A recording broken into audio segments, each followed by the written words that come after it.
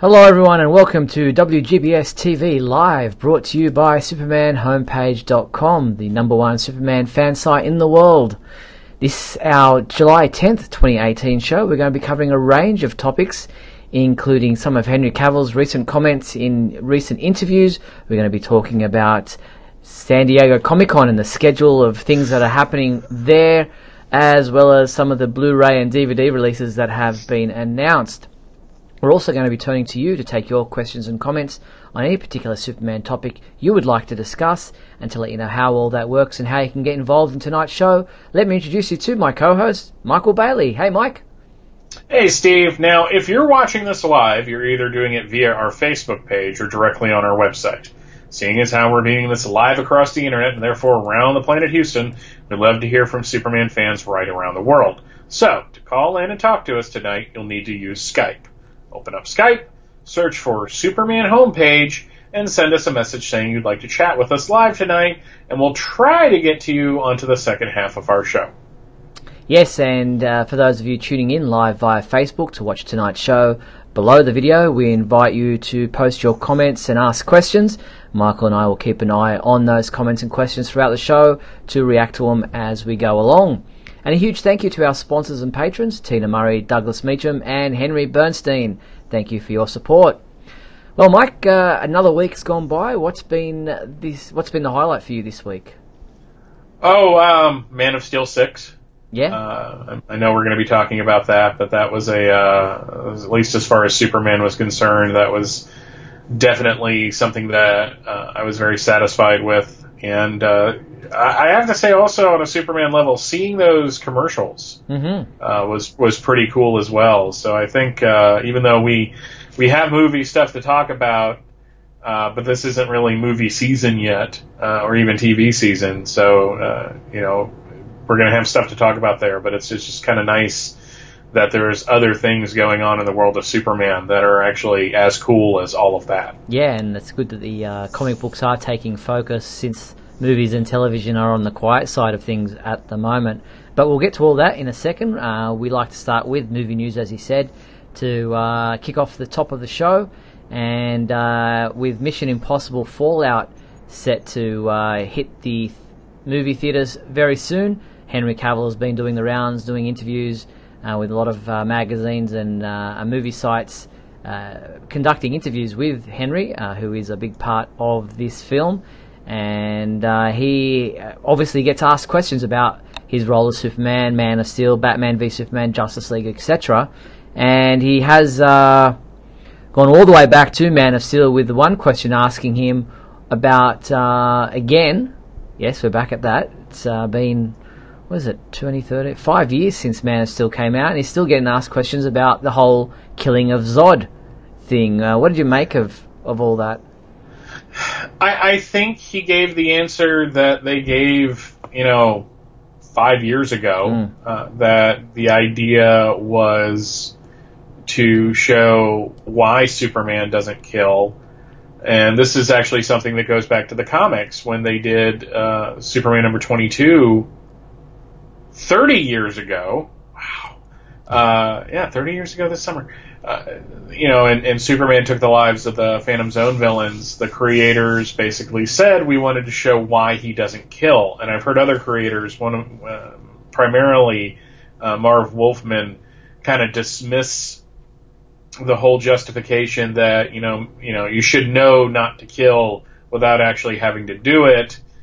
But I think that to Henry's point that it was to explore why, like he was put into this impossible situation. So after that, he's never going to be put into that situation again. And I think of the many missteps that the DC Cinematic Universe has taken over the past 5 years, not having a follow-up solo Superman film to kind of explore those themes is one of the problems that they've had. And I think, Henry says it would have been nice to have another movie to talk about it. And I agree with him completely, because I didn't like it. I didn't want it there, but I didn't hate it either, if that makes any sense. No, it does. And his direct quote was in an interview in squaremile.com, where he says, the killing of Zod would have led to a wonderful reason why Superman never kills. Not he never kills just because his dad said so one day. He made the decision himself because of an impossible scenario, to which he then said, I don't care if it's impossible again, I'm going to find a way to make it possible in the impossible. And to some of those complaints, like you said, with Marv Wolfman and others, about that, not many of us get put into the position where we're going to have to make a decision whether to kill or not. Most of us will say, yes, no, I'll never kill, I don't want to kill anybody, but we're not in the position of being Henry Cavill in Man of Steel, where Superman has to decide to, one way or another, to save people, to save the world, and he's put in that position, just like maybe policemen and soldiers and other people in that line of work are as well. So, but as he said, he goes on to say, we didn't get the opportunity to show the other side of it, I'm ready to be Superman now, and I'm ready to show the world the best examples, because I haven't gone on to do other future Superman movies, and it would be nice to explore that, he says. It would have been a lovely coupling with the seriousness and the depth of Man of Steel. So hopefully he gets that opportunity to do something along those lines in the near future. Yeah, and to the people that are on that firm Superman never kills just because, he's taken an oath or whatever, I see your point. It would be nice if we could always have stories where that's the position that Superman takes, or that's the position that the writer takes. But again, this wasn't like the thing about this is like Superman doesn't kill. Well, technically, okay, no one died, so let's move beyond that. But more importantly, it was a creative decision on the part of the writer and the director. Yeah. And from what I understand, that was one of the things that Zack Snyder brought to the table, because the film was pretty much written before he got there. So, this is one of those fights that we have in Superman fandom that just absolutely drives me nuts, because I don't think it's a necessary fight. And it leads to people posting that panel from Action Comics 583 where he's like, nobody has the right to take a life, even Superman, so I'm going to go give up my powers. And I'm like, really? Because that seems horribly irresponsible. But I've been on this soapbox before, so I'll move along.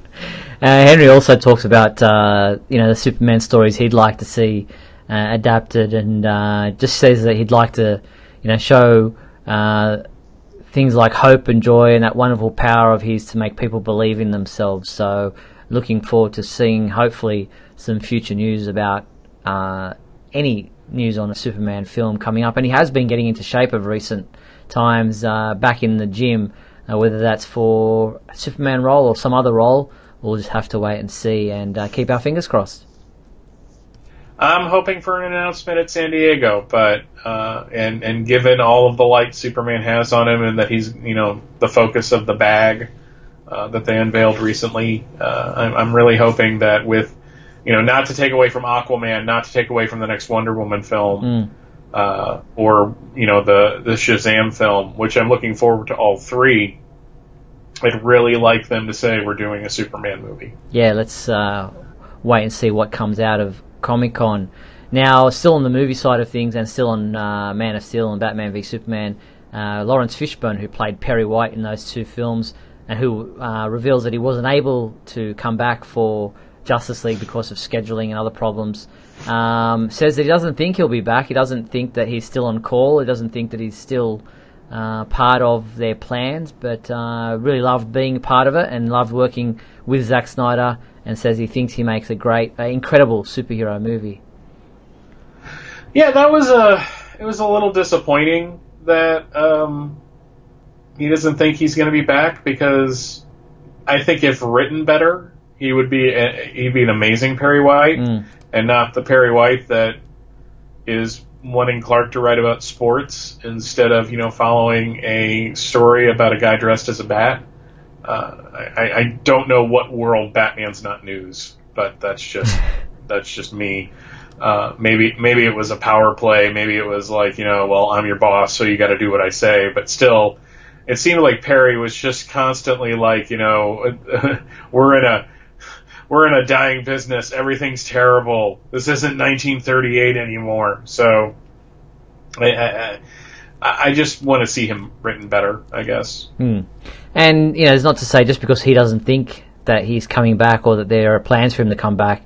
It's always a possibility that once things get into motion for a future Superman film, if such a thing exists, that he may be contacted down the line as things start to kick into gear. So we'll have to wait and see. But that's Lawrence Fishburne's comments on where things are at to his knowledge.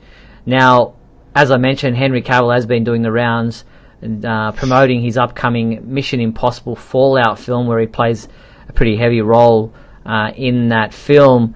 And the director of the movie, Christopher McQuarrie, responded to a fan's tweet asking about, who's to blame for not allowing Henry Cavill to shave that moustache that he has in Mission Impossible when he was asked to come back for Justice League. And he responds saying, the short answer is, we made every effort to accommodate Justice League without negatively impacting our movie. There was nothing we could do, and promises to go into more detail in an upcoming interview with Empire Magazine's podcast. I still can't believe we're talking about this one as well. Well, Zack Snyder is apparently in a bunker somewhere doing his own cut of Justice League. So, if the reports are to be believed, we're in the era where people aren't going to let things go. Now, to be fair, we've never let things go, and there's always been a certain amount of hive mind kind of art.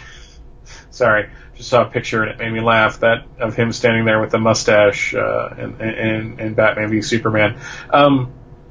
There's always been like those things, well, everybody knows this is terrible, everyone knows this is great, but it just seems like more so with social media and the ability to do a hashtag and find more people that agree with you, people are going to be complaining about this because it, to me, I noticed it, but it didn't throw me off. But I guess other people just can't let it go. Mm-hmm. To pull an Elsa from Frozen, so to speak. And again, it's going to be a thing. It's going to be a thing for at least the next 10 years. If Superman killing is any indication, it's going to be a thing for the next 10 years. And, just going back quickly on the Snyder Cut thing, people saying that, the Snyder Cut exists and when will they release it? I think a Snyder Cut, to be fair and honest, existed in a rough version without computer graphics, without completed special effects, and what they kind of show the studio heads to give them an idea of what the overall story will be. It's not a polished thing. There aren't missing scenes that are just there on the cutting room floor that they can put back in. There'd be a lot of money that would need to be spent for them to polish off and finish off scenes that Snyder had included in his version of the story that maybe was filmed or green screen was done, but the computer graphics and the backgrounds and the polishing and the editing and all that kind of stuff were not done to it. So it's not just like it exists out there and all they have to do is release it. It's all about, well, do you want to invest more money into finishing off, a project that was maybe, say, 90%, 70% done? And not only that, with the poor domestic grosses, I mean, theoretically, given the success of the Ultimate Edition of Batman v Superman, there might be a market for it. But to me, you're investing millions of dollars in finishing special effects. And what if there are pickup shots needed? Yeah. Are you just going to incorporate stuff that they filmed after he left the project and when Whedon was on board? I mean, it's just... Again, I get the passion. I get the kind of, the proprietorship that these people feel, but, at the same time, they owe you nothing. Yeah. If you didn't want to see a Justice League film not directed by Zack Snyder, you didn't have to go to see it. And if you feel like they need to release one because you gave them money before, that's not how any of this works. That's right. If it wasn't for the internet, probably wouldn't even know that, such a thing existed or such a thing happened. You just go see a movie and that's all you know. But now these days we get all the behind-the-scenes goss and innuendo and rumor and studio heads saying this and studio heads saying that, and you don't even know what's really the true story. Yeah, I mean, it's just, we knew that there was additional footage for Superman the movie because they did a television version. And the same thing with 2 and 3. And the only reason we knew there was more to 4 was the comic book adaptation. But, there was like a healthy, 15 years. Now, to be fair, I was not on the internet until 1998. So there is all the possibility in the world that when the World Wide Web, which I'm shocked I'm even saying that, I feel old just even uttering those words, when the internet was in its infancy in the late 80s and through the course of the 90s, maybe there was this fervent, message board chatter about it, but, we didn't follow the events. We didn't follow the making of. It was just basically like, you read Wizard magazine in the 90s, and that's where you found out when movies were coming out, or other magazines like that. And, because comic book resources wasn't a thing. The Superman homepage was a thing, and you updated daily, but it's not like you were given access to the behind the scenes of everything going on with the Tim Burton version of the movie. That's for right. Example. Yep, we followed it pretty heavily, but we didn't have the resources back then to be able to get the inside knowledge and then post about it within 5 minutes and everybody finding out about it. But yeah, it's an interesting development, with all these things now available to us. But sometimes I think it ruins the enjoyment of just seeing a trailer and, oh wow, there's a new movie coming out. I mean, I just saw today that now the next Indiana Jones movie has been pushed back to 2021, and I'm like, oh damn, how old Harrison Ford going to be? But we just have to wait. Now, we're now kind of thinking, oh, far out. But in 2020, when you see the trailer for the new movie, you're going to be saying, oh wow, there's a new movie coming out. Yeah, Patrick in the Flash chat used the term information superhighway. Ooh, that's an old one. Good one. Thank you, Patrick. Nice. That gave me a chuckle. Throwback Tuesday. Mm-hmm. All right, well, still on the movie side of things, Warner Archive have announced that they're now taking orders for their special edition Blu-ray release of the 1984 Supergirl movie, which is coming out in a Blu-ray edition that has 2 discs. Not only does it include the film's international cut, remastered in high definition on Blu-ray, but it also contains a DVD of the rare director's cut, and there are all the bonus materials and special features that you have seen on previous releases as well. Yeah, we were talking about this before the show started. Years ago when Anchor Bay released their 3-disc set, that was the 2-disc set. That was the international cut and the director's cut. I bought it, and someone's going to have to convince me that the transfer is so much better and that it adds something to the film. I will say this: if you've only ever seen the U.S. VHS cut of this film, watching the international director's cut, I say this with all affection towards the film, it doesn't make the film better. It makes it longer, and in some cases that's enjoyable, and in some cases that's not. So true. And if you are interested in this Blu-ray release, it will ship on July 24th, so not too far away. And I actually contacted Warner Archive to get some further details about this release, because there are a few questions about what's included, what's on it. And so the international cut is remastered in 1080p HD, and it has a running time of 125 minutes or 124 minutes, depending on who you ask. That is the 2 hour 5 minute or 2 hour 4 minute cut, which is 20 minutes longer than the original theatrical cut. And the special features included in this Blu-ray collection include the making of Supergirl vintage documentary, commentary by the director Jeanette Schwark, and special project consultant Scott Michael Bosco, and theatrical trailer, as well as an extended director's cut, which is the 138 minutes in standard definition on the bonus DVD, as I already explained. So that is what you can find on this Blu-ray. I mean, totally worth it if you don't have it or if you've never seen it. This is one of those films that I think, is now more fondly remembered than it used to be. Mm-hmm. I think with the success of the Supergirl television series and the fact that, a bunch of us are getting older and nostalgia starts coming over like glaucoma, sometimes and again, I'm not insulting this film because I actually like Supergirl.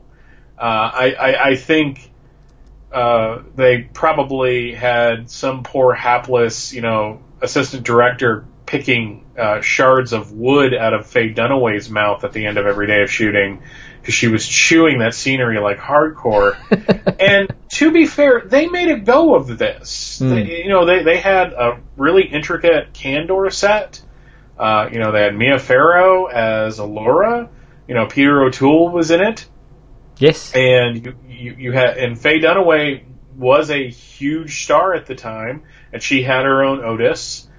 I think where this film bugs me, and it's something that my wife and I discussed at the end of the most recent season of Supergirl, is it's always kind of annoying where you have the male character, like Superman, and he's fighting, the Kryptonian villains. He's fighting Nuclear Man. Supergirl's a girl, so she's got to fight a witch. And that just seems like kind of you're trying to soften it a little because girls will like witches better. Maybe there's something there I'm missing. But, it was a beautifully shot film that just failed spectacularly on a financial level. Yeah, which is unfortunate because, would have been interesting to see more Supergirl movies if they'd gone in a different direction and maybe with a more comic book faithful storyline or something along those lines. Sounds like Daniel's correcting Argo City, not Kandor. Did I say Kandor? I meant Argo, because I know the difference. Yes. Now, Supergirl will be, this Blu-ray release will also be part of Comic-Con, San Diego Comic-Con, coming up in from July 19th onwards. Over that weekend, there's going to be a panel for that. But before I get on into Comic-Con, I also wanted to, I've just found out about this just before we went to air. I'm going to pop it in the window here. Superman 4K. They are going to be, it has been confirmed, that Superman the movie will be released in a 4K Ultra HD Blu-ray edition coming sometime in the near future. It has been confirmed by Jim Bowers of CapedWonder.com. That's his design. That's not an official design. That's just his design that he created to promote this announcement. But, wow.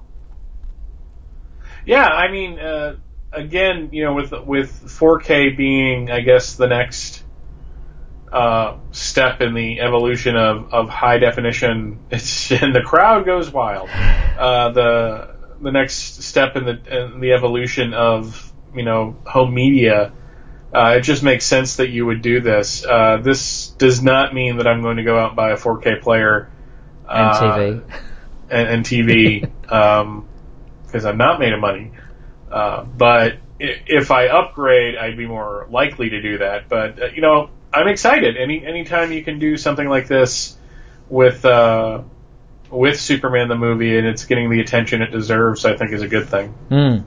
So breaking news right here on WGBS TV Live, and I will post an announcement on the website soon after this show concludes. Alright, and Patrick in the comments saying that he'll be seeing a screening of Superman the movie this weekend. I believe that's the one in Canada there, which we promoted a few weeks back. So that's cool, Patrick. Seeing that movie on the big screen, sometimes for the first time, depending on how old you are, is an awesome experience, watching it with a crowd as well. Absolutely. Alright, so as I mentioned, Comic-Con, San Diego Comic-Con is on from July 19th through to July 22nd, I think it is, in San Diego at the Convention Center there. And the full schedule of events has been announced. And just looking through some of the panels and things that are happening, as I mentioned, the Supergirl 1984, the Warner Archive Collection Blu-ray panel is taking place on the Thursday, July 19th at 4:30 p.m. and they will have Helen Slater and Mark McClure in attendance at that panel. Woohoo! Awesome. It's always good to hear. Yeah, hopefully they do a live streaming or post a video of most of these panels on YouTube or Facebook or wherever, so that we'll be able to, have a look at them and check them out. So we'll wait and see what happens there with YouTube and video recordings of some of these panels. Also, we've got on Friday, there's the Young Justice Outsiders special video presentation and Q&A on Friday morning. There's the DC Superhero Girls video presentation and Q&A. And looking down the line, there's DC Justice League panel, DC for Young Readers. Interestingly, there's no Superman 80th Anniversary panel at all at San Diego, which I find surprising. Yeah, given the light that's on the character right now, it seems like that would be something they would want to do. So bizarre. Unless it's just something I've missed, but I haven't seen any. I went through that whole schedule day by day, hour by hour, and didn't see one for Superman at all. There was a Batman one and a Justice League one, but no Superman panel, which I find interesting, especially since we're right at that forefront of Bendis coming on board and Man of Steel having just wrapped up, and now we're entering into both Superman and Action Comics kicking off with his stories. But what is happening there is the world premiere of the Death of Superman animated movie on Friday, July 20th at 7 p.m. So if you're keen to see that and you're there, good luck. What else have we got? There's a Warner Brothers theatrical panel, which in Hall H is usually a big one, where at 10:30 a.m. on Saturday we might see some announcement of a Superman movie or a plan to put it in the slate at least. Obviously Wonder Woman, Shazam, Aquaman will all be part of that panel, I'm guessing, on that Saturday morning. As always, San Diego is insane. And I know we have our people going there, and hopefully they'll be able to get into all the things they need to, just because it's just so large now. Yeah, we will have Lewis James there live tweeting for us, and so he will be definitely in Hall H. I know that he camps out for that one, but hopefully he can get out to some of these other panels that we're interested in, like the Krypton panel, which might be a little bit difficult because that's kind of overlapping a little bit with the Warner Brothers theatrical panel. Supergirl's also getting a special video presentation and Q&A on that Saturday at 3:30 p.m. And then on Sunday, there's world premieres of both DC Superhero Girls Legends of Atlantis and Lego DC Comics Superheroes Aquaman Rage of Atlantis. So Atlantis getting a lot of love in the animated movies front. Maybe they're on the verge of a major discovery, and DC and Warner Brothers just wants to be ahead of the curve. So also at San Diego Comic-Con, they have, for the 9th year running, Warner Brothers and Comic-Con are doing the bags that they do. Warner Brothers has these official bags that are great, collectible, and a little thing that you can carry around, all the things you kind of collect when you're at these conventions. And let me show you some of the designs that are out this year. They have a Young Justice Outsiders bag. There is also a Teen Titans Go to the Movies bag, which Superman features on there. There's also DC Superhero Girls, the new design for those characters, in a bag as well. We also get a Supergirl bag, obviously. There's a Krypton bag, and then there's a DC Universe bag, obviously the new digital service that DC Universe that's launching. We also get a DC Comics Superman bag featuring Superman, the cover from one of the Man of Steel covers. They've got the other Justice League members in the background, and I showed that one before. And there's the pins this year as well. Collectible pins with character designs for 2018, 12 of them in total, and that is the Superman one that is available this year. I just noticed on that Teen Titans Go to the Movies bag, Deathstroke has a video camera. Yeah, and that's just funny to me. That really is. That's just amazing. He's pirating the movie. Well, he would. There you go. So the jerk. So there you have it. There are the bags and pins that'll be at San Diego Comic-Con 2018. If you're headed there, good luck to you. We hope you have fun and enjoy it. Those bags look really cool, and if you can only get one, it'd be pretty difficult to choose which one you want. Yeah, they're. I mean, if I was there, I'd obviously go for the Man of Steel one, but that Supergirl one's really nice too. All right, well, we're going to take a quick break. We're at the halfway point of tonight's program, so we will play some messages and then come back on the flip side to speak to some fans who are waiting to talk to us tonight, as well as talk comic books, and there's a lot to get through with Superman #1 out this Wednesday. So we're back shortly, right after these messages. We'll be back in a moment with the exciting climax of today's episode. So stand by.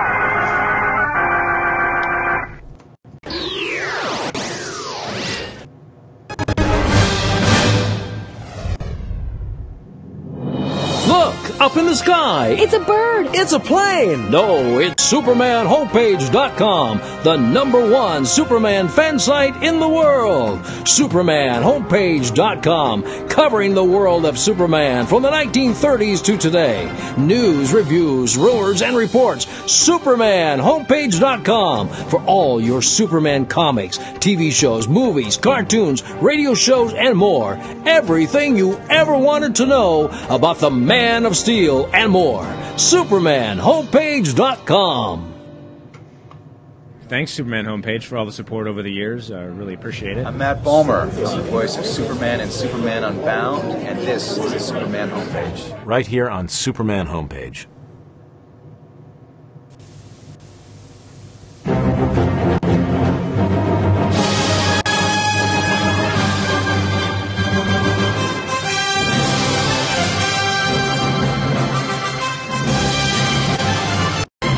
This Superman movie is brought to you by Canon, the world's leading camera manufacturer.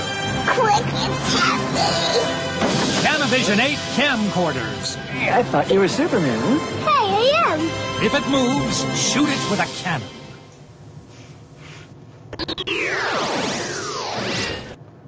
If it moves, shoot it with a cannon.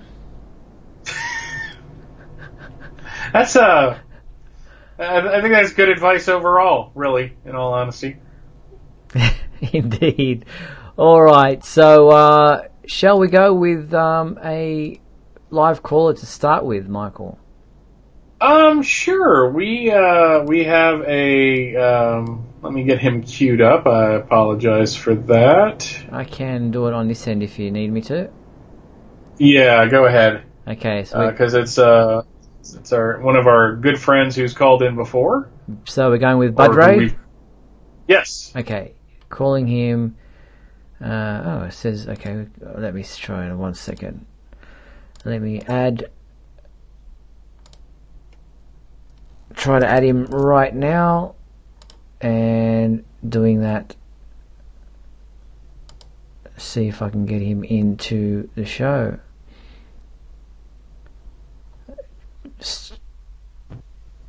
Hello, Budray, are you with us there? Hello? No? Trying. Dre? Doesn't seem to want to connect him. Okay. That's weird. Yeah. Says there's one person on the call, that's you, but trying to get him. Add to call. Let's see if I can get him back. Seems having a little issue there. So we'll continue on in the background, trying to get things going there with Budray where possible. But in the meantime, let's talk comic books while we're working on that. And Brian Michael Bendis has done a number of interviews this past week and has been on Twitter. Firstly, where a fan was asking him about John and Lois and their involvement now that they've kind of been, if you've read the finale to the Man of Steel 6-issue miniseries, they've gone off into space with Mr. Oz or Jor-El or whatever you want to call him these days, who decided he wants Jonathan to come with him, or John to come with him to kind of expand his horizons, and Lois has decided to go along to keep an eye on things there and get a book out of it, a great story to tell once she comes back from that. But fans were concerned that Bendis is just putting them out of the picture and that they won't be back. But that is not the case. He says both John and Lois will be returning to both books, meaning Action Comics and Superman, with big, bold story you haven't seen from them before. Yeah, it's funny because one of the articles that popped up, Google has like lists of articles that they recommend to you when you go to search for something on your phone. And one of the articles is Bendis takes everything away from Superman, and it was basically putting forth the theory that, he was stripping him of everything. And I understand where people, especially Superman readers, might be a little gun-shy about this, because let's face it, it was 3 years ago that they did the Truth storyline where they did, strip just about everything away from him. But I don't think they did that here. I think what Bendis did at the end of this story was take them off temporarily and play with the idea that Jor-El is still out there. And because of that, I liked it. It was a really emotional issue, not just in terms of him fighting, I always mess up the name when I try to say it, Rogol Zar? That's right, yeah, that's it. And Supergirl is going to go off and do something involving him, and they had the little ceremony for Kandor, but it was just that scene at the end where, Clark was just kind of walking around the house and he was all alone, and the fact that his communicator got damaged, and he won't be able to call them whenever he wants to. It's just, I think taking them off the stage like this when Rogol Zar is in play is probably the best thing to do, because then there isn't a worry for Lois and Jonathan's safety, because Rogol Zar, was trying to destroy the entire planet. It's a story. It's all it is. And the reason why you take them off the stage is so that you can bring them back on. And that's what comics are all about. This is serialized storytelling. Yep. So, Jason Fabok is just born to draw Superman. The art in this issue was just amazing.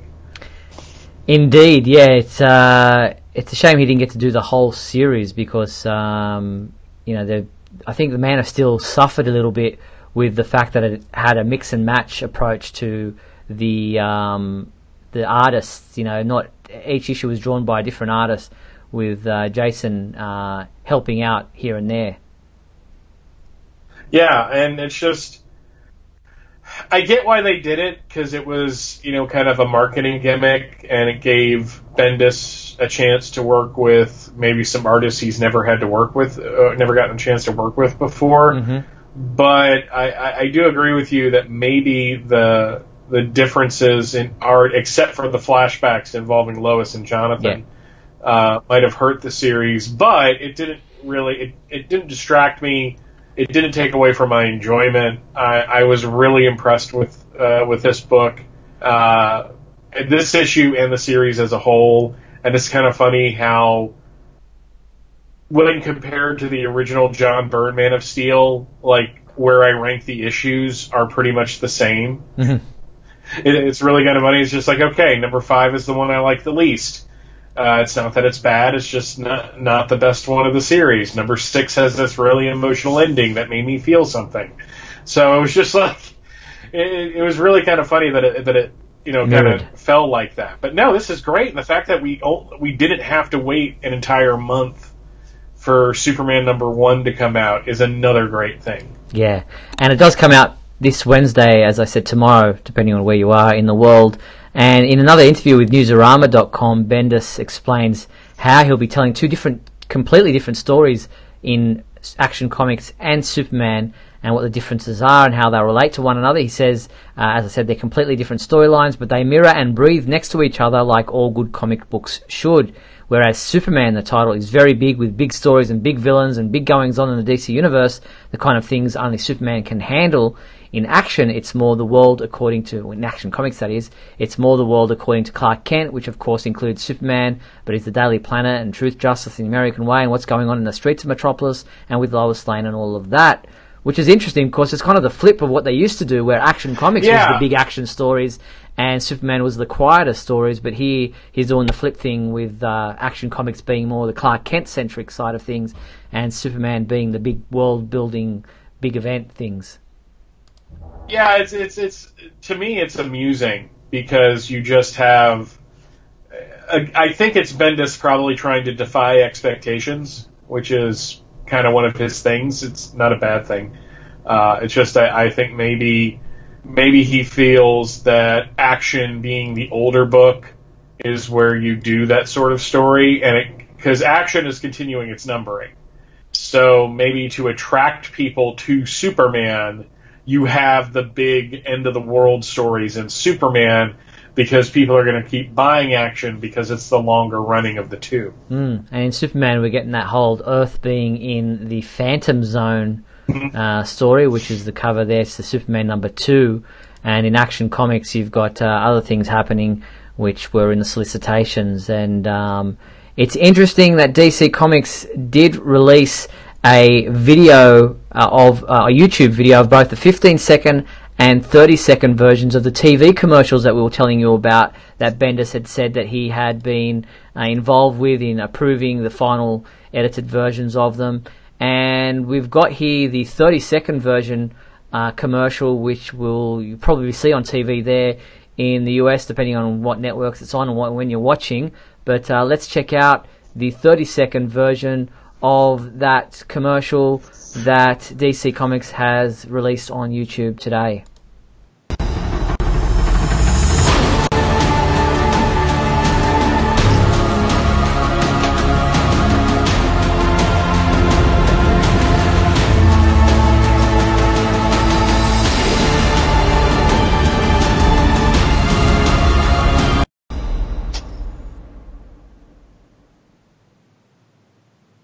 Commercial. So really cool commercial there. Both the 15-second version and 30-second version are available on the Superman homepage website if you haven't seen them in total. So check them out. What do you think? Yeah, I was really excited to see these. I thought the limited animation worked because it is a television commercial for a medium that is static images, basically. But just the fact that they decided to dump some money in this to promote it, I think shows a faith in the product. When you have it that it's Brian Michael Bendis, and it's kind of funny that they're focusing on the writer, but all the art there is visual, which he had something to do with, but he didn't actually draw it. But no, it's just we've got a big name that people outside of maybe in the mainstream might be familiar with. It's like, oh, well, now he's doing Superman and it looks pretty cool, so let me figure out where a comic shop is. I'm kind of surprised that they didn't mention Comixology, but that's just me, I guess. I figured maybe you would want to throw that into, or did they, and I just didn't notice. Let's have a quick look. Let's go back quickly with the... Go to the tape.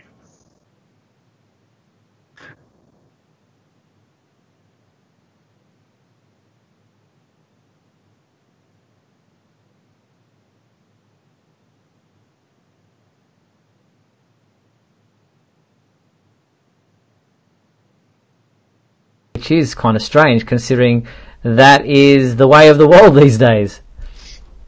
Yeah, I mean, I still buy my paper copies, but that's just because I've been doing it for 30 years, and it's a hard habit to break, as Chicago sang about. Because being without you, it takes a lot of getting used to. It does. I've learned to live with it, but I don't want to. No, it's just, it's funny that I'm at a point personally where I'm only really following, as far as DC is concerned, I'm only following Superman in action. It's because it's the only things I'm interested in. I mean, I know a new the Supergirl series is coming back, and people keep telling me I need to read Justice League and all that, but I'm just at this point, it's like, this is all I want to do, this is all I want to read, but at the same time, it's the thing that they're promoting. So it's kind of weird that there's a weird bit of synergy there. Yeah, very that cool. I don't normally get. All right, well, we're going to try get Budre back in, calling him now, so hoping that works. Hello? Hello, Budre, you with us? Yeah, I'm here. Yeah, great to hear from you again. How are you? I'm fine, thank you. How about you? Yeah, fine, thanks. So what did you want to speak to us about tonight? Well, there are a number of things I want to mention. Like, first of all, I did like Mr. Bess's work. Can you see me? Yes, it's kind of coming in there, but continue. Go on. Yeah, there you are. We can see your forehead. So yeah, I like Ben's work so far. I like how he written Superman, but there are a number of things I had an issue with, particularly how he killed off Candor. Right, yeah, Candor dying was a major storyline. I just hope finally they bring it back. I mean, there's no way they'll keep it dead for long. I mean, it's like part of the character's mythos, basically. Mm-hmm. I just feel like, it's just kind of funny. It's so funny that the pre-crisis had the best version of ending Candor when he made the city big again for it to collapse and know in the future they made new Krypton in the 21st century. Yep. So you're breaking up a little bit there, so it's just kind of hard to hear everything you're saying. But I'm trying to get the.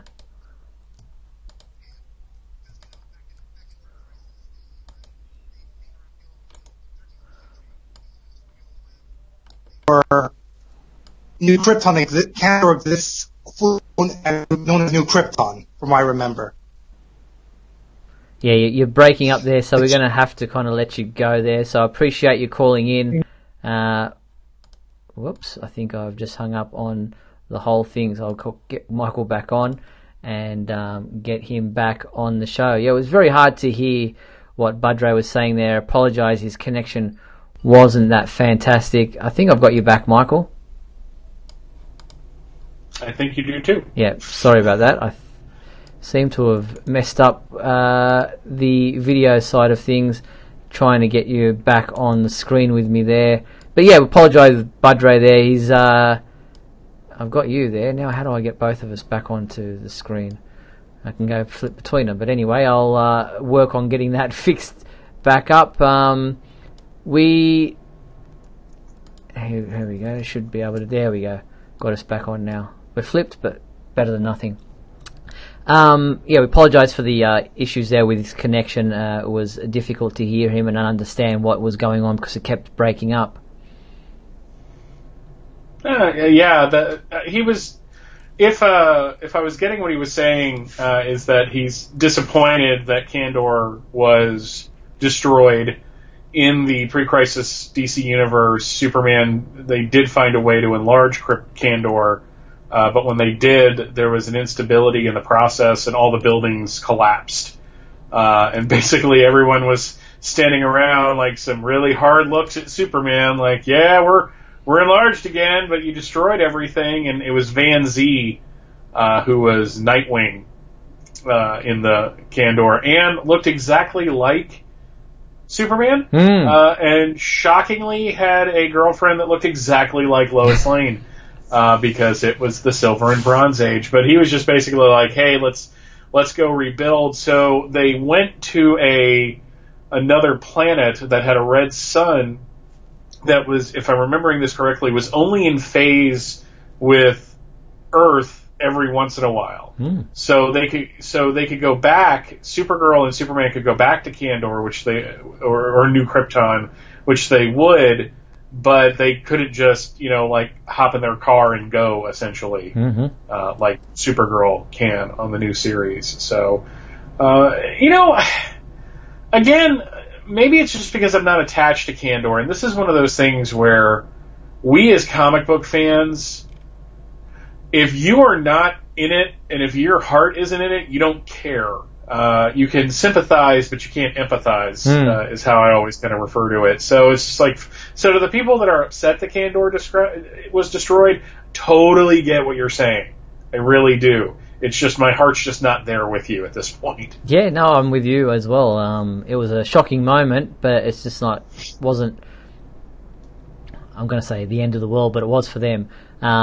It didn't shake my world as much as I think maybe Bendis was thinking it might, but it was a very touching moment, and Supergirl's involvement and her reaction to that was also a great moment in the story as well. Alright, we're going to try to get Mark Lax, I think, is the next person who wanted in on tonight's show, so adding him to the call right now as well. Hopefully he will answer pretty quickly. Hello, Mark, how are you? You with us, Mark? Hello, Mark. All right. Hey. Can you hear me? Yes, I can hear you. Yes. Okay. How are you? Good, thanks. Can you just mute the video in the background? That'll be great. Give me 1 second. How are you? I'm doing okay. What's new in your world? Not much. But I really loved Man of Steel. Mm-hmm. Yeah, I had some problems with it. I too had some problems with Kandor. But it's not a deal breaker for me. I mean, I'm a big fan of the Silver and Bronze Age. But I think somehow, some way, at some point, we'll see Kandor again. I mean, I wasn't there for the new Krypton story after Jeff Johns brought Brainiac and Kandor back. But then we start again with the New 52 and that Kandor. So we've seen Kandor come and go over the decades. So I just have a feeling somehow it'll be back again. But aside from that, I really love what Bendis was doing. I didn't love the fact that the art was a little inconsistent, I guess. But I think he has a handle on the character. I was not worried about Lois and John. I know they'll be back. And the way they set it up for the two of them going off with Jor-El, I really like to know what's going to happen with that storyline. Yeah, that'd be interesting to see if they follow their adventures. Yeah. So, I'm really kind of digging it and looking forward to Superman #1 tomorrow. Yeah, well, let's look at this week's books. Coming out this week, we do have Injustice 2 number 66 digital comic out this week. We have Red Hood and the Outlaws number 24, which has Bizarro still involved there. And then obviously we do have Superman #1, which is not only available in the standard cover, but there's also a black and white version of that cover. Then there's also a blank version of the cover, so you can get your own artwork done on that at a convention somewhere. There's also I think it's a Adam Hughes cover and another artist there, another variant cover. And also out this week is the Justice League of America, the Silver Age Volume 4 trade paperback. There's also Superboy and the Legion of Superheroes Volume 2 out this week. And Superman Blue Volume 1 from 1997, that storyline, that is out this week. Now, speaking of Superman #1, there are a number of variants that are going to be available again exclusively to comic book stores around the world. There's this one by Middleton, which is available in a black and white and red version. They're also doing one where they don't have the heat vision in his eye, so that's available there. Matina is doing this one of Rogol Zar. There's this one out. There's this one by Mac, and there's this one as well, which is a 16-bit Action Comics tribute cover for Superman #1. Now you'll see all these listed at the Superman homepage website if you're keen to get some of these variant covers and see where you can get them from. Golden Apple Comics. There's other ones available there on the website. Check them out. Let's have a look. I think I've got the list here. You've got Forbidden Planet, is the one that has Joshua Middleton. They also have David Mack's cover, and the Rogel Zar one by Francesco Martina is at Golden Apple, who also have the 16-bit Action Comics #1 tribute cover. Dynamic Forces has that variant cover signed and remarked by Ken Hazer, and there are probably more that I haven't listed or heard of yet. I have it on good authority that the non-Heat Vision one is the Michael Bailey cover. They haven't told me that yet, but I'm just guessing that at the this one point. that you'll be getting. Just for you, no red eyes of anger. Yeah, no angry red eyes of anger. I appreciate that. It was nice of them to think of me. There you go. So that's what's coming out this week. Appreciate you calling in, Mark. I'll get you to hang up there unless there's something else you wanted to add to tonight's comments. No, I just wanted to comment on Man of Steel. I'll talk to you guys next week. Perfect. Thanks very much for calling in tonight. Talk to you again soon. All right, take care. Okay, bye-bye. So that was Mark Lax. Now, also on the before we wrap up, did you get to check out The Flash number 49 this week, where Superman was unable to catch up to Wally West and to Barry Allen? I did not read it. I watched people melting down about it because apparently the idea that they're faster than Superman bothers some people. I'm not really. I'm curious as to why this is such a big deal. Look, the Flash, or the Flashes in this case, they do one thing. They run fast. So to me, it's okay that they're faster than Superman because Superman has so many other powers to work with. So it's just kind of funny that people are upset or thinking that it's like this controversy that he was that they were faster than him. But it's okay. It's fine. I mean, well, interestingly got a lot enough, going for him. Joshua Middleton, who is the writer of that comic book story, helped DC put together this chart from DC Nation #2, which is available for either 25 cents in print from your local store or free as a digital download. And it lists the fastest characters in the DC universe, with Wally West at #1, Barry Allen #2, the Reverse Flash #3, and Superman at #4. But what it says in there is, while yes, Superman can't match the speeds of these guys on the ground, he states the Man of Steel is unmatched when flying in the air, able to arrive and save the day in the blink of an eye. Yeah, so I guess what they're saying there is that if it's a foot race, the Flashes win. But if Superman is flying, doesn't that make him technically faster than them? Okay, now I'm arguing against myself, and I realize that. But that seems to be kind of counterintuitive. Kind of does, but that is a discussion and a debate that will rage on forever and ever, and different writers will come up with different scenarios to continue on the debate. Alright, well that pretty much brings us to the end of tonight's program. Before we do sign off, I want to thank everyone for listening in and watching in to tonight's episode of WGBS TV Live, and thanks to Mark and Budray for trying to call in and chat with us tonight. And a big thank you to everyone in the comments and Facebook comments area there. We appreciate your involvement in the show as well. And to you, my co-host Michael Bailey. Thanks, Mike. Pleasure as always, Steve. And a huge thank you to our sponsors and patrons, Tina Murray, Douglas Meacham, and Henry Bernstein. Now, if you want to sponsor the Superman homepage and support everything we do here at the Superman homepage, then please head to patreon.com/Superman homepage, where you too can be a sponsor of everything we do for as little as $3. Now, the complete 1-hour video of tonight's show will remain available on the Superman homepage website and our Facebook page if you'd like to watch it back or perhaps miss part of the show. But Michael and I will be back next week on Tuesday, July 17th at 7:30 p.m. Pacific Time for another edition of WGBS TV Live. We look forward to talking with you then. Until then, be sure to check out supermanhomepage.com for all your daily news updates on everything surrounding the Man of Steel. I'm Steve Eunice on behalf of myself and Michael Bailey. Thanks for watching WGBS TV Live, brought to you by supermanhomepage.com.